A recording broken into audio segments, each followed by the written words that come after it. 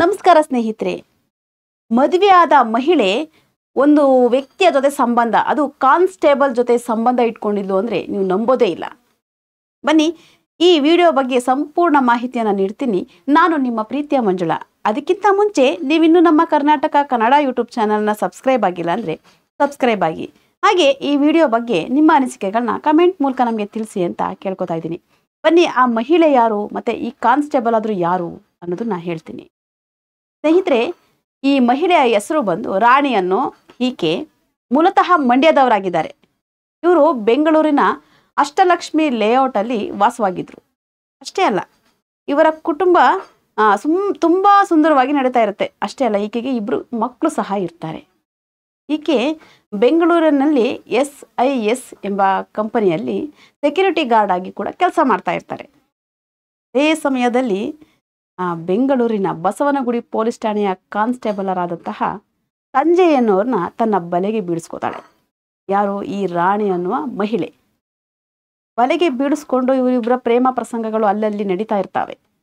ತುಂಬ ದಿನ ಆದಮೇಲೆ ಈ ರಾಣಿ ಅನ್ನೋ ಮಹಿಳೆ ಸಂಜಯ್ ಅವ್ರನ್ನ ಕಂಟ್ರೋಲ್ ಮಾಡೋಕ್ಕೆ ಶುರು ಮಾಡ್ತಾಳೆ, ಅಂದರೆ ದೂರ ಇಡೋಕ್ಕೆ ಶುರು ಮಾಡ್ತಾಳೆ. ಮೆಸೇಜ್ ಕಮ್ಮಿ ಮಾಡ್ತಾ ಇರ್ತಾಳೆ, ಫೋನ್ ಕಾಲು ಇತ್ತೀಚೆಗೆ ಕಡಿಮೆ ಆಗ್ತಾ ಇರುತ್ತೆ.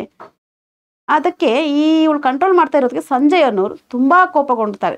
ಯಾಕೆ ಇವಳು ನಾನು ಇಷ್ಟೊಂದು ಅವಾಯ್ಡ್ ಮಾಡ್ತಾ ಇದ್ದಾಳೆ, ಮೆಸೇಜ್ಗೆ ರಿಪ್ಲೈ ಮಾಡಲ್ಲ, ಫೋನ್ ಕಾಲ್ ಮಾಡಿದ್ರೆ ಬ್ಯುಸಿ ಇದ್ದೀನಿ ಅಂತ ಹೇಳ್ತಾಳೆ, ಏನು ಇವಳು ಪ್ರಾಬ್ಲಮ್ಮು ಅಂತ ಹೇಳ್ಬಿಟ್ಟು ಒಂದು ಸಲ ಫೋನ್ ಮಾಡಿ ಕೇಳ್ತಾಳೆ.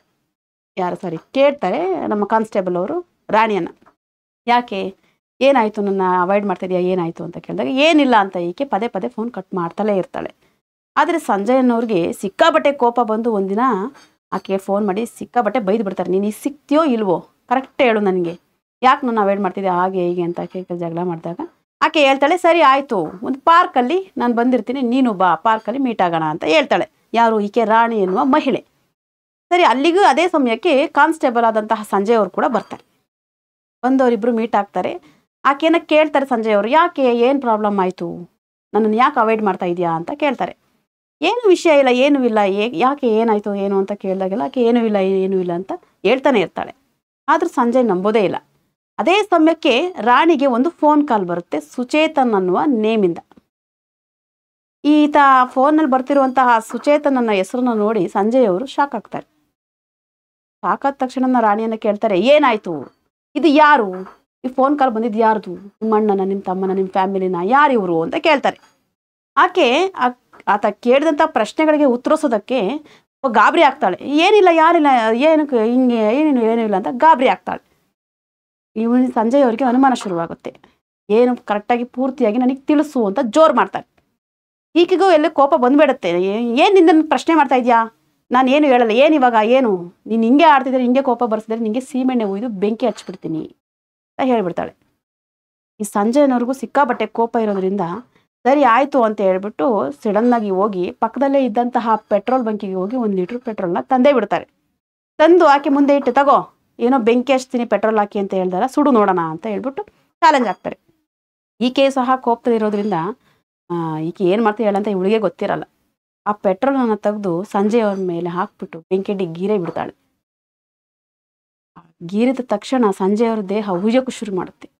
ದಗದಗ ಉರಿತಿರೋ ಆ ಬೆಂಕಿ ನೋಡಿ ರಾಣಿ, ಅಯ್ಯೋಯ್ಯೋ ನಾನು ಏನು ಮಾಡಿಬಿಟ್ಟೆ, ನಾನು ತಪ್ಪಾಗಿ ಹೋಗ್ಬಿಡ್ತಲ್ಲ, ನಾನು ಈಗ ಏನು ಮಾಡಲಿ ಅಂತ ಆ ಬೆಂಕಿನ ನಂದಿಸಿ ಅವರನ್ನು, ಸಂಜಯ್ ಅನ್ನೋರನ್ನು ವಿಕ್ಟೋರಿಯಾ ಹಾಸ್ಪಿಟ್ಲಿಗೆ ಕರ್ಕೊಂಡು ಹೋಗ್ತಾಳೆ. ಅಲ್ಲಿಗೆ ಕರ್ಕೊಂಡು ಹೋದ ತಕ್ಷಣ ಡಾಕ್ಟ್ರೆಲ್ಲ ಕೇಳ್ತಾರೆ, ಏನಾಯಿತು ಏನು ಅಂತ ಕೇಳಿದಾಗ ಈ ರಾಣಿ ಎಂಬ ಆಕೆ, ಏನೂ ಇಲ್ಲ ಸರ್, ಮನೇಲಿ ಒಂದು ಸಣ್ಣದಾಗಿ ಬೆಂಕಿ ಹಚ್ಕೊಂಡ್ಬಿಡ್ತು, ಸಡನ್ನಾಗಿ ಹಿಂಗೆ ಆಗೋಗ್ಬಿಡ್ತು ಅಂತ ನಡೆದಂತಹ ಸತ್ಯವನ್ನು ಮುಚ್ಚಿಡೋಕ್ಕೆ ಪ್ರಯತ್ನ ಪಡ್ತಾಳೆ. ಆದರೆ ಅವರು ಈ ಪ್ರಶ್ನೆ ಮಾಡಿ ಕೇಳ್ತಿರೋದನ್ನ ಬಿಟ್ಟು ಫಸ್ಟು ಜೀವವನ್ನು ಉಳಿಸ್ಬೇಕು ಅಂತ ಸಂಜಯ್ ಅವ್ರನ್ನ ಅಡ್ಮಿಟ್ ಮಾಡಿಕೊಂಡು ಅವರಿಗೆ ಟ್ರೀಟ್ಮೆಂಟ್ ಕೊಡೋಕ್ಕೆ ಸ್ಟಾರ್ಟ್ ಮಾಡ್ತಾರೆ. ಆದರೆ ಅವ್ರಿಗೆ ಕೊಟ್ಟಂಥ ಟ್ರೀಟ್ಮೆಂಟ್ ಫಲಕಾರಿ ಆಗೋದೇ ಇಲ್ಲ.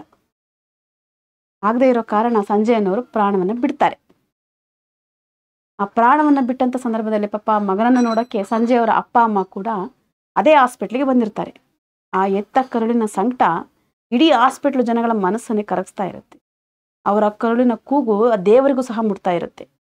ನಮ್ಮನ್ನು ಅಷ್ಟು ಚೆನ್ನಾಗಿ ನೋಡ್ಕೊತಾ ಇದ್ದ ನಮ್ಮ ಮಗ, ನಮ್ಮ ಸಾಕ್ತಾ ಇದ್ದಂಥ ನಮ್ಮ ಮಗ, ಈಗ ನಾವು ಏನು ಮಾಡೋದು, ನಮ್ಮ ಮಗನನ್ನೇ ಕಳ್ಕೊಂಡಿದ್ದೀವಿ, ನಮ್ಮನ್ನು ಸಾಕೋದಾದರೂ ಯಾರು ಅಂತ ಎತ್ತು ಕರುಳಿನ ಕೂಗು ಆ ದೇವರಿಗೆ ಮುಟ್ತಾ ಇತ್ತು. ಆದರೆ ಏನು ಮಾಡೋದು, ಹೋದಂತಹ ಜೀವ ಮತ್ತೆ ಬರೋದೇ ಇಲ್ಲ ಅಲ್ವಾ. ಅದಾದ ನಂತರ ಪೊಲೀಸ್ನವ್ರಿಗೆ ಸ್ವಲ್ಪ ಡೌಟ್ ಬರುತ್ತೆ. ಆಕೆಯನ್ನು ಕರೆಕ್ಟಾಗಿ ವಿಚಾರಿಸ್ತಾರೆ, ಕಸ್ಟಡಿಗೆ ತಗೊಂಡು ವಿಚಾರಿಸ್ತಾರೆ, ಏನಾಯಿತು, ಸತ್ಯ ಏನು ಅಂತ ಹೇಳಿ ಅಂತ ವಿಚಾರಿಸಿದಾಗ ಆಕೆ ಎಲ್ಲ ಸತ್ಯವನ್ನು ಪೊಲೀಸ್ನವ್ರ ಹತ್ರ ಬಿಚ್ಚಿಡ್ತಾಳೆ. ಈ ಥರ ನಾನು ಮದುವೆಯಾಗಿ ನನಗೊಂದು ಫ್ಯಾಮಿಲಿ ಇತ್ತು, ಸಂಜಯ್ ಅನ್ನೋರು ನನ್ನ ಪ್ರಿಯಕರಾಗಿದ್ದರು, ಅದೇ ಸಮಯದಲ್ಲಿ ಈಗ ಮಾತಾಡಬೇಕು, ನಾನು ಅವ್ರನ್ನ ಕಂಟ್ರೋಲ್ ಮಾಡ್ತಿದ್ದೆ, ಇವ್ರ ಕೋಪದಿಂದ ಬಂದು ನನ್ನ ಮೀಟ್ ಆಗಲೇಬೇಕು ಅನ್ನೋತ್ತಿಗೆ ನಾವು ಒಂದು ಪಾರ್ಕಿಗೆ ಬಂದಿದ್ದು.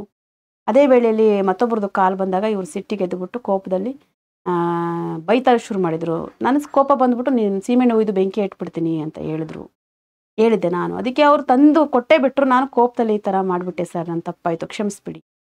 ಅವರಿಗೆ ಇರೋ ಸತ್ಯವನ್ನು ಹೇಳ್ತಾಳೆ, ಯಾರು, ಈಕೆ ರಾಣಿ. ಆದರೆ ಸತ್ಯ ಹೇಳಿದ್ರೆ ಏನು ಪ್ರಯೋಜನ ಬಂತು ಸ್ನೇಹಿತರೆ? ಹೋಗಿರೋ ಜೀವ ಏನಾದರೂ ಬರುತ್ತಾ? ಇಲ್ಲ. ನೋಡಿದ್ರಾ, ಈ ಪ್ರೇಮ ಅನ್ನೋ 2 ಅಕ್ಷರದಿಂದ 3 ಸಂಸಾರಗಳು ದಿಕ್ಕಾಪಾಲಾದವು. ಅಂದರೆ ಅವರು ನೋವನ್ನು ಅನುಭವಿಸೋ ಪರಿಸ್ಥಿತಿ ಬಂತು. ಇವು ಪ್ರೇಮ ಅನ್ನೋ ಒಂದು ಹೆಸರಿನಿಂದ 3 ಫ್ಯಾಮಿಲಿ ಕೂಡ ದುಃಖ ಅನುಭವಿಸುವಂಥ ಪರಿಸ್ಥಿತಿ ಬಂತು. ಒಂದು ರಾಣಿಯ ಫ್ಯಾಮಿಲಿ, ಈಗ ಆಕೆಯ ಮಕ್ಕಳ ಗತಿ ಏನು ಒಂದು ಕಡೆ, ಮತ್ತೊಂದು ಕಡೆ ತನ್ನಮ್ಮ ಸಾಕ್ತಿದ್ದಂತಹ ಮಗ ಇಲ್ಲ, ಉಸಿರು ನಿಲ್ಲಿಸಿ ತಮ್ಮನ್ನು ಬಿಟ್ಟು ಹೋಗಿರುವಂತಹ ಸಂಜೆಯವರ ಅಪ್ಪ ಅಮ್ಮನ ಪಾಡೇನು. ಮತ್ತೊಂದು ಈ ಸುಚೇತನನವರು, ಈ ಪ್ರೇಮ ಪ್ರಸಂಗವಾಗಿ ರಾಣಿ ಮೇಲಿರುವಂತಹ ಪ್ರೀತಿ, ಈ 3 ಸಂಸಾರವನ್ನು ಆ ಪ್ರೇಮ ಅನ್ನೋದು ಏನು ಮಾಡ್ತು ಅಂತ ನೋಡಿ. ಅದಕ್ಕೆ ಹೇಳೋದು, ಯಾರೇ ಆಗಲಿ ಮದುವೆ ಆದಮೇಲೆ ತನ್ನ ಸಂಸಾರವೇ ಎಲ್ಲ, ತನ್ನ ಕುಟುಂಬ, ನನ್ನ ಗಂಡ, ನನ್ನ ಮಕ್ಕಳು ಅಂತ ಸಂಸಾರವನ್ನು ಮಾಡ್ಕೊತ ಹೋಗಬೇಕು. ಮಾಡುವಾಗ ಗಂಡ ಹೆಂಡತಿ ಮಧ್ಯೆ 1000 ಸಮಸ್ಯೆಗಳಿರ್ತವೆ. ಎಷ್ಟೇ ಸಮಸ್ಯೆಗಳಿದ್ರೂ ತಮ್ಮ ಮನಸ್ಸಲ್ಲಿರುವ ಭಾವನೆಗಳನ್ನಾಗಿರ್ಬೋದು, ದುಃಖಗಳಾಗಿರ್ಬೋದು, ಸುಖಗಳಾಗಿರ್ಬೋದು, ಗಂಡಗೆ ಹೆಂಡತಿ ಹೇಳ್ಬೇಕು, ಹೆಂಡತಿಗೆ ಗಂಡ ಹೇಳ್ಬೇಕು. ಈಗ ಅವ್ರ ಪಾಡಿಗೆ ಅವರಿದ್ದು, ಇವ್ರ ಪಾಡಿಗೆ ಇವರಿದ್ರೆ ಕೆಲವೊಂದು ಸಲ ಮನುಷ್ಯನ ಭಾವನೆಗಳು ಬೇರೆ ಕಡೆನೇ ಹೋಗ್ತವೆ. ಈಗ ಮಾಡಿದ್ದು ಹಾಗೆ ಮಾಡಿದ್ದು ಕೂಡ ಈ ರಾಣಿ ಕೂಡ ಹೀಗೆ ಮಾಡಿದ್ದು ಅಂತ ಹೇಳಿದ್ರೆ ತಪ್ಪಾಗಲ್ಲ. ಯಾಕೆ ಅಂತಂದರೆ ಒಬ್ಬ ಗಂಡ ಹೆಂಡತಿ ಮಧ್ಯೆ ಇರಬೇಕಾದಂಥ ಸಂಬಂಧ ಸ್ನೇಹ, ಪರಸ್ಪರ ಅವರಿಬ್ಬರು ಅರ್ಥ ಮಾಡ್ಕೊಂಡಿದ್ರೆ ಅವರು ಬೇರೆ ಕಡೆ ಎಲ್ಲೂ ವಾಲಲ್ಲ. ಅವ್ರ ಭಾವನೆಗಳಾಗಿರ್ಬೋದು, ಅವರ ಗಮನ ಆಗಿರ್ಬೋದು ತನ್ನ ಸಂಸಾರದ ಜೊತೆನೇ ಇರುತ್ತೆ.